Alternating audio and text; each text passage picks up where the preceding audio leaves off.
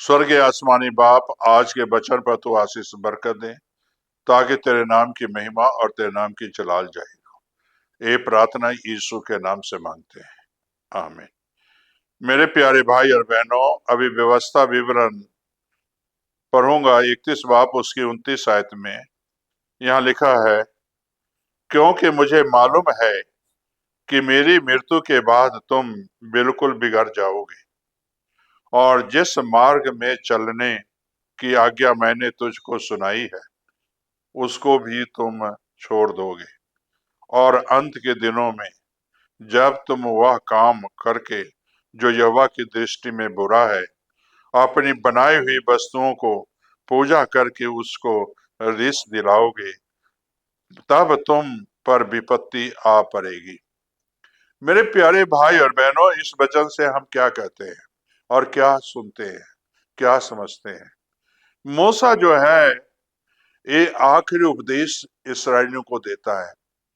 कहता है, मेरा समय तो अब आ चुका है और मैंने तुम्हें अपनी व्यवस्था बता दिया हूं जो परमेश्वर ने दिया है, और यहोवा ने जो मुझे व्यवस्था दी है वो तुझे मैंने सुनाया है, और इस व्यवस्था के मुताबिक तुम अगर चलोगे तो तुम्हारे पास जीवन है, तुम्हारे पास आशीष है, और वो यहोवा तुझे कभी नहीं छोड़ेगा।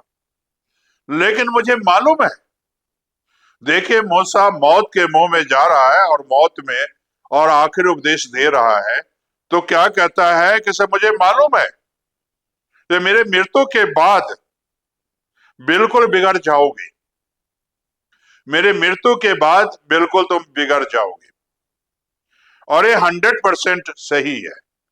और जिस मार्ग में चलने की आज्ञा मैं तुमको सुनाई है उसको भी तुम छोड़ दोगे। मेरे प्यारे भाई बहनों, पहली बात तो जो है, आज संसार बिल्कुल परमेश्वर के नजदीक नहीं है, परमेश्वर से दूर है, और इतनी दूर चला गया है जिनको वहां से लौटना बड़ा मुश्किल है। और परमेश्वर के दृष्टि में, यीशु के दृष्टि में आज संसार बिगड़ी हुई है। जिस तरह की नूह के दिनों में लोग बिगड़े थे, आज भी वही हालात है, लोग बिगड़े हुए हैं, और जिस मार्ग पर चलना था वो आज नहीं चल रहे हैं।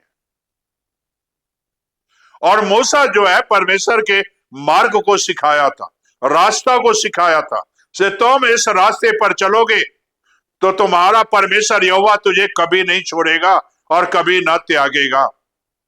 उस समय में छोड़ेगा जब तुम इस मार्ग पर न चलोगे। जो मैंने व्यवस्था दी है, जो मैंने विधि और नियम सिखाया है, उस पर नहीं चलोगे तो जो है तुम्हें परमेश्वर छोड़ेगा, यहोवा छोड़ देगा। आज संसार में ठीक यही बात हो रही है, परमेश्वर के मार्ग को छोड़े हुए। बहुत से लोग कहते हैं परमेश्वर को मैंने छोड़ा नहीं है, लेकिन छोड़े हुए वही दुनियावी काम। चर्च भी जाते हैं, चर्च के बाद वही काम करते हैं जो उन्हें नहीं करना चाहिए। चर्च में वो शिक्षा जो मूसा देता था, जो यीशु मसीह देते थे, आज वो शिक्षा नहीं दे रहे हैं। इसलिए कलीसिया एक कान से सुनती है और दूसरे कान से निकाल देती है। चर्च में तो जो है वो सुनते हैं, लेकिन घर जाकर उनकी चाल चलन बिगड़ जाती है, परमेश्वर के राहों से दूर चले जाते हैं, परमेश्वर के मार्ग पर नहीं चलते, परमेश्वर की आज्ञा नहीं मानते। मेरे प्यारे भाई और बहनों, मेरे कहने का मतलब यही है कि से आज अगर कलीसिया परमेश्वर की आज्ञा मानता तो मेरे प्यारे भाई बहनों, मसीह लोग आज कहां से कहां तक पहुंच जाते, और मसीह की आवाज आज कहां से कहां तक बुलंद हो जाता। आज सिर्फ आवाज है, चंगाई, चंगाई पाओगे, आशीष मिलेगा। और मेरे प्यारे भाई बहनों, मूसा जो है मार्ग सिखाया था, चलना सिखाया था, तुम इस मार्ग पर चलोगे तो आशीष भी मिलेगी, इस मार्ग पर चलोगे तो तुम्हारे साथ यहोवा भी रहेगा। उसने व्यवस्था दी, और व्यवस्था जो है पाप की पहचान कराता है। तो मेरे प्यारे भाई और बहनों, आगे लिखा तुम छोड़ दोगे अंत के दिनों में। आज अंत आया हुआ है, समय आया हुआ है, बुरे वक्त आ चुके हैं। और मेरे प्यारे भाई बहनों, आज बुरे वस्तुओं पर लोग ध्यान लगाए हुए हैं।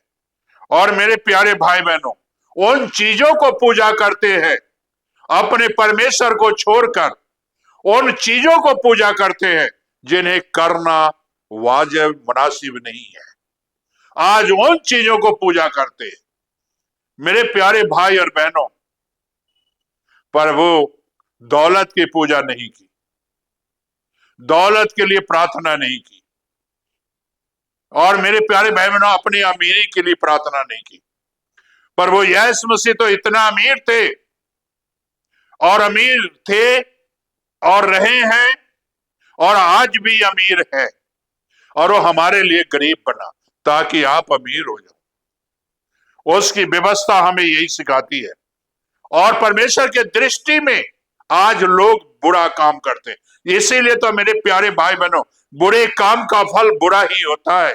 आज तबाही क्यों आ रही है, बर्बादी क्यों आ रही है, बाढ़ें क्यों आ रही है, भूकंप क्यों आ रही है, मेरे प्यारे भाई और बहनों ज्वालामुखी क्यों फट रही है, आसमान में जो है वो विनाश की चिन्ह क्यों दिखाई दे रही है? इसीलिए दिखाई दे रही है क्योंकि परमेश्वर के पास लोग आना ही नहीं चाहते।